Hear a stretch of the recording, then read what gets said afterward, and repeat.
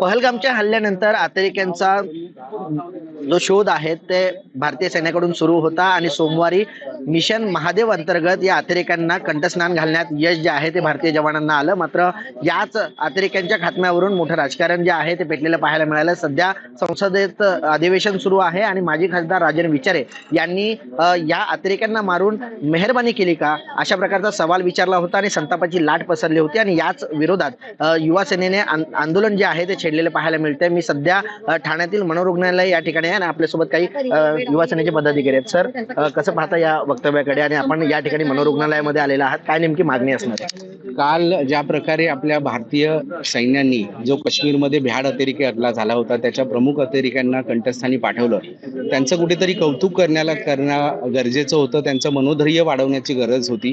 परंतु ठाण्याचे माजी खासदार राजन विचारे यांनी जे वक्तव्य केलं की तुम्ही अतिरेक्यांना मारलं तर मेहरबानी केली का, तर हे अत्यंत खालच्या पातळीचं वक्तव्य त्यांनी केलेलं आहे. जेणेकरून भारतीय सैन्याचं असेल, एक ठाणेकर जनता म्हणून असेल किंवा महाराष्ट्रातील जनता असेल, आमच्या भावना या दुखावल्या गेलेल्या होत्या ह्या वक्तव्यामुळे. आणि त्याच्या मागचं प्रमुख कारण जर आम्हाला सांगायचं झालं तर मागच्या ज्या लोकसभेमध्ये त्यांचा पराभव झाला, विधानसभेमध्ये जो त्यांचा पराभव झाला, त्याचं कुठेतरी मानसिक दडपण, मानसिक खच्चीकरण त्यांचं झालेलं आहे आणि मानसिक मनोधैर्य ढासळल्यामुळे अशा प्रकारचं खालच्या लेवलच्या पातळीचं त्यांनी वक्तव्य भारतीय सैन्यांवर केलेलं आहे. याचा निषेध करण्यासाठी आम्ही युवा सैनिक इथे जमलेलो होतो. याआधी देखील संजय राऊत असतील किंवा अन्य नेत्यांना या ठिकाणी बेड रिझर्व करण्यात आले होते. आता राजन विचारांसाठी सुद्धा आपण बेड रिझर्व करतो. नाही, खास करून आमची राजन विचारेंना एकच मागणी आहे की बाबा तुम्ही ते तुमचं वक्तव्य केलेलं आहे, कुणावर टीका करावी कुणावर टीका करू नये हे आता तुम्हाला कळत नाहीये का? आणि तुम्हाला जर खरंच कळत नसेल तर तुम्ही इकडे मानसिक आपलं जे मनोरुग्णालय आहे तिकडे येऊन उपचार घ्या. त्याचा पूर्ण खर्च हा युवा सेना करायला तयार आहे. परंतु अशी वक्तव्य तुम्ही करू नका आणि जे वक्तव्य तुम्ही केलेलं आहे ते तुम्ही मागे घ्या आणि ह्या देशाची नाही तर सैन्यांची तुम्ही माफी मागायला हवी. आणि मी तुम्हाला सांगतोय की काँग्रेसची विचारधारा जेव्हापासून उबाटांनी अपनवलेली आहे, वापरलेली आहे, त्या प्रत्येक उबाटामधला पदाधिकारी हा मनोरुग्णच झालेला आहे. त्यांना फक्त आणि फक्त टीका करणं एवढंच काम आता उरलेलं आहे. त्याच्यामुळे येणाऱ्या काळांमध्ये जर इकडे एक 15-20 बेड फक्त उबाटासाठी रिझर्व करण्यासाठी जर राहिले तर त्याच्यात काही वागवं वाटणार नाही असं आम्हाला वाटतं. सर, एकंदरीत पाहायचं झालं तर शिवसेना उद्धव बाळासाहेब ठाकरे पक्षाचे उद्धव ठाकरे असं म्हणतात की अतिरेक्यांना पकडलं जात नाही. मात्र अतिरेक्यांना ज्यावेळेस पकडलं जातं त्यावेळेस त्यांचेच नेते म्हणतात की मेहरबानी केली का. आता त्यांना त्यांच्याच नेत्यांच्या शब्दांवर विश्वास नाहीये असंच दिसून येत आहे.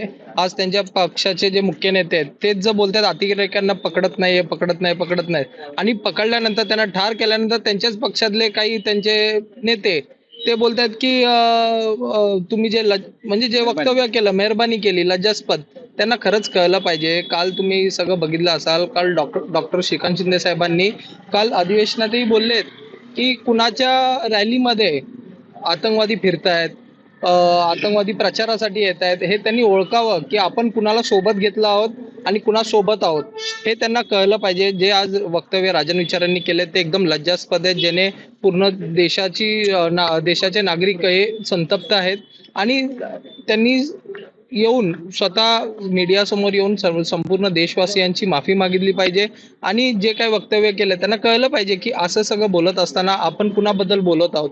जे सैनिक दिवस रात्र आपल्या सर्व नागरिकांच्या सुरक्षतेसाठी दिवस रात्र जे काम करत आहेत, आपल्या देशाचं नाव उच्च पदाला नेत आहेत, अशा लोकांबद्दल बोलणं हे त्यांना शोभनीय नाहीये. जे ते खासदार राहून गेलेले आहेत, त्यांनी जी प्रक्रिया आहे सैन्याची ती बघितलेली आहे आणि असं बोलणं म्हणजे त्यांना खरंच जसं नितीन बोलला की त्यांना मनोरुग्णालयात येऊन स्वतःच्या उपचाराची गरज आहे, ती खरंच आहे की त्यांनी येऊन इथं उपचार घेतला पाहिजे आणि स्वतःमध्ये सुधारणा केली पाहिजे. हे एवढंच आमच्या युवा सैनिकांतर्फे त्यांना सांगणं आहे. नक्कीच. एकंदरीत पाहायचं झालं तर राजन विचारे यांनी केलेल्या वक्तव्याचे पडसाद सध्या ठाण्यामध्ये उमटताना पाहायला मिळत आहेत. युवा सेनेचे पदाधिकारी जे आहेत ते मनोरुग्णालयामध्ये दाखल झालेले आहेत आणि त्यांच्या उपचाराचा जो काही खर्च असेल तो युवा सेना उचलणार असल्याचं देखील सांगण्यात आलेलं आहे. कुणाल भोईटे, जय महाराष्ट्र न्यूज, ठाणे.